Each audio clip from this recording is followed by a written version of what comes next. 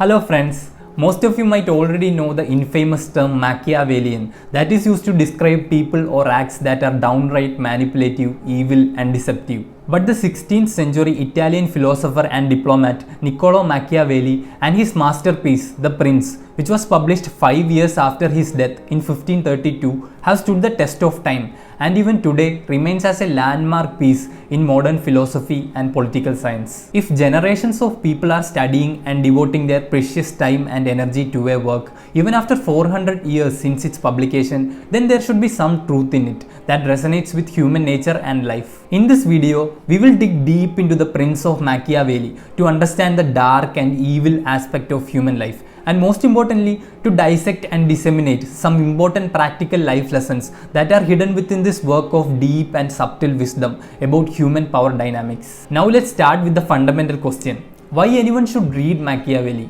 If his work teaches us to become a Machiavellian villain like Iago from Shakespeare's Othello, why should we even go through his text? I believe that The Prince became immortal due to the fact that it shows the dark, evil, brutal and power-hungry aspect of human nature. In today's world, where tyrants are conquering different parts of the world and wars have started eating the fundamental humane aspect within us, it is important that we read Machiavelli to understand these people and tyranny. Furthermore, Machiavelli's words might come handy to those people who are working in highly competitive, stressful and challenging jobs such as politics, business or corporate firms. In these fields, people are constantly trying to cut each other down, as climbing their career ladders is the most important goal of their life. As Machiavelli himself writes in chapter 13 of The Prince, any man who tries to be good all the time is bound to come to ruin among the great number who are not good. A person who believes in some kind of idealistic or utopian philosophy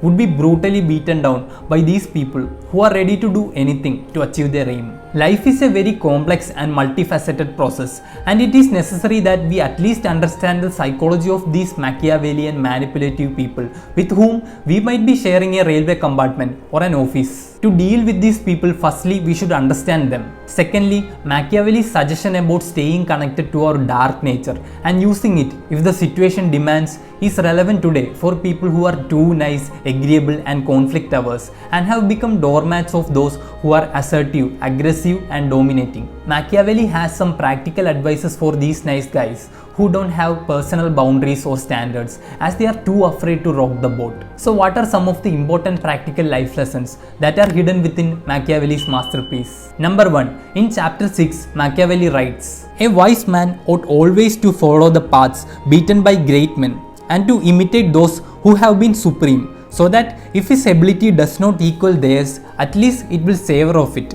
Let him act like the clever archers who, designing to hit the mark which yet appears too far distant and knowing the limits to which the strength of their bow attains, take aim much higher than the mark, not to reach by their strength or arrow to so great a height, but to be able with the aid of so high an aim to hit the mark they wish to reach." Machiavelli himself was a very learned and erudite man, and throughout The Prince he talks about studying the lives of great men and to understand how they achieved glory. In a letter to his son Guido, Machiavelli pointed out the importance of spending one's youth to study, as he believes that he himself became honorable in society due to his knowledge. After providing examples of men such as Castruccio Castracani, who attained greatness through their own effort without the help of fortune or fate, Machiavelli persuades the reader to aim as high as he can. As James Cameron, one of the greatest filmmaker of our time, said, "If you set your goals ridiculously high and it's a failure, you will fail above everyone else's success." After setting the mightiest goal for oneself, Machiavelli tells that a prince should have some close friends or wise men who speak only the truth to him. The prince should listen only to these people and nobody else, but must come to a conclusion through his own wisdom and intuition. Absolute autonomy is necessary for any human being to flourish and to achieve greatness in life. Foundations of a great soul can be laid by studying and incorporating the praiseworthy aspects of heroes who lived before us, and also by leaning on our own instincts and gut feelings while making decisions. This idea is echoed in David Gilmour's humongous anthropological study of manhood in the work Manhood in the Making, when he defines manhood by the end of the book as, "Manhood is a kind of male procreation. Its heroic quality lies in its self-direction and discipline. its absolute self-reliance. In a word, its agential autonomy. Number 2. In chapter 17, Machiavelli takes up this more controversial and notorious question of whether it be better to be loved than feared or feared than loved.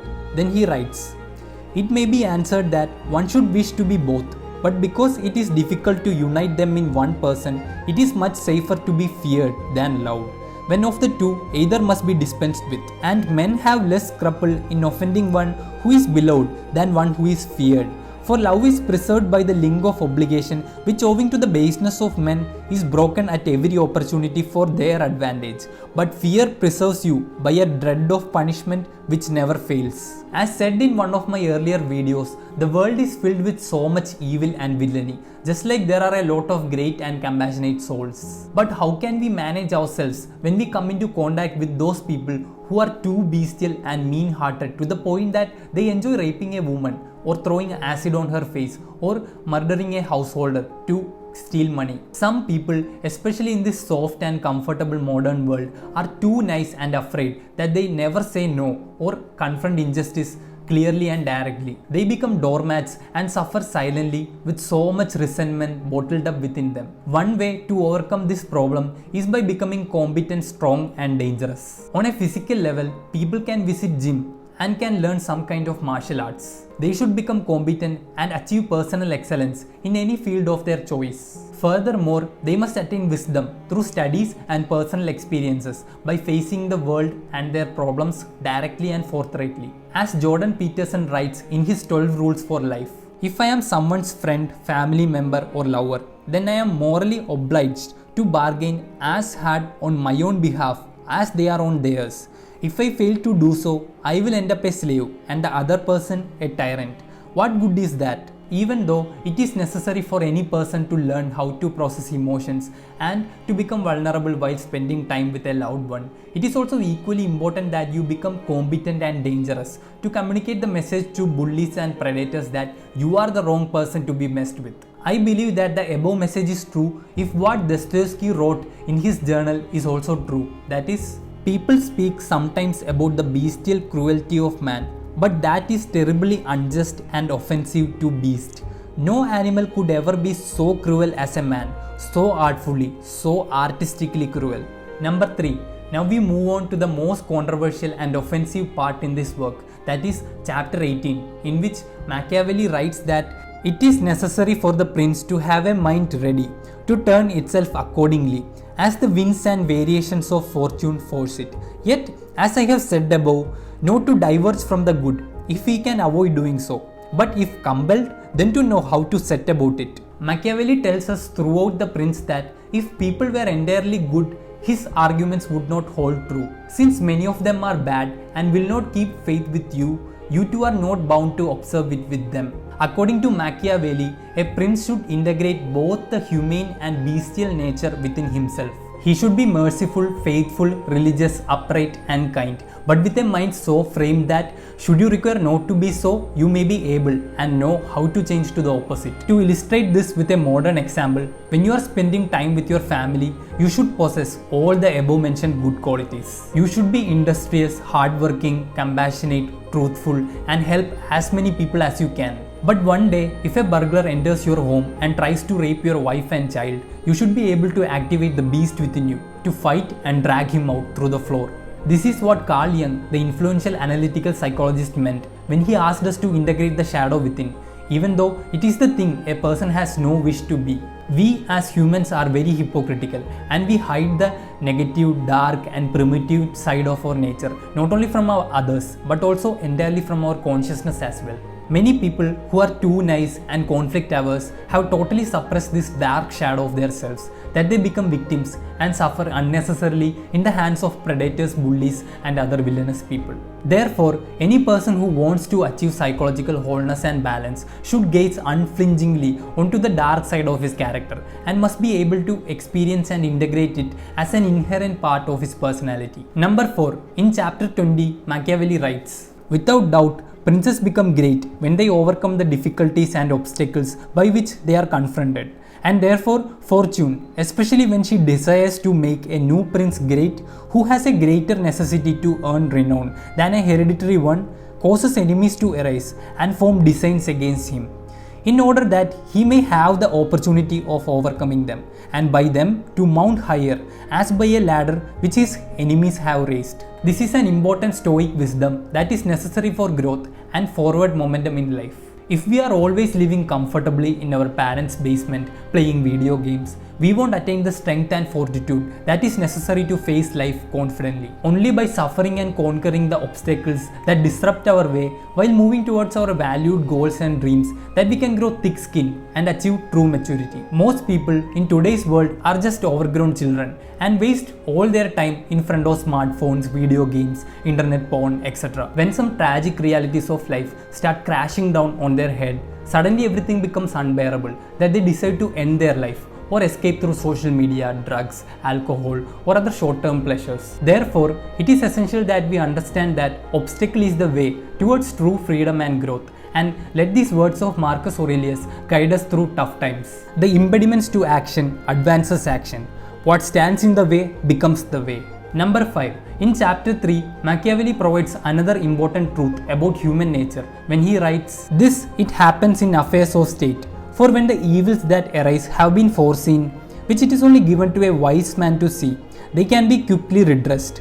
But when, through not having been foreseen, they have been permitted to grow in a way that everyone can see them, there is no longer a remedy." The same argument can be directed towards personal relationships as well. Some nice guys, as they are too afraid to rock the boat or to create conflict in their relationships, doesn't show anger and other negative emotions when their boundaries are broken. If someone insults him in public or a romantic partner mistreats or disrespects him, a highly agreeable nice guy will bottle up the resentment and anger within him. Instead, what he should do is directly confront the disrespect, assert his space, and walk away from those people who mistreats him. But finally what happens is the bottled up resentment and other negative emotions will jump out of his heart in odd moments, creating a ruckus and confusion for everyone. One of the biggest curses experienced by the people who are too nice is summarized in these words of the modern influential psychologist Dr. Gabor Mate. "If you want to be liked, just please everybody. Never say no. Take everything on. Be responsible for how other people feel. Never disappoint anybody. They are all gonna like you, but nobody is gonna love you because they don't know you." To conclude this video, I quote Machiavelli's words in chapter 8, where after talking about Agathocles, the Sicilian who became king of Syracuse through his own courage, hard work, barbarous cruelty, and infinite wickedness, Machiavelli writes, "It cannot be called talent to slay fellow citizens, to deceive friends, to be without faith, without mercy, without religion. Such methods may gain empire, but not glory." Even further, he goes on to say that Agathocles' inhumanity doesn't permit him to be celebrated among the most excellent men. What he achieved cannot be attributed either to fortune or genius. From these words, it is clear that Machiavelli doesn't teach us to be an evil, manipulative villain, but I consider him to be a great psychologist who understood our dark nature and the power dynamics that is working within human relationships and society. He is a practical philosopher who is concerned about earthly matters rather than any abstract ideals, and remains even today as a stalwart in modern political science and philosophy. Along with Plato, Buddha, or Confucius, we should also evaluate and study the teachings of Machiavelli to attain a comprehensive understanding about human life. Also, for more similar videos, subscribe to our channel. Thank you.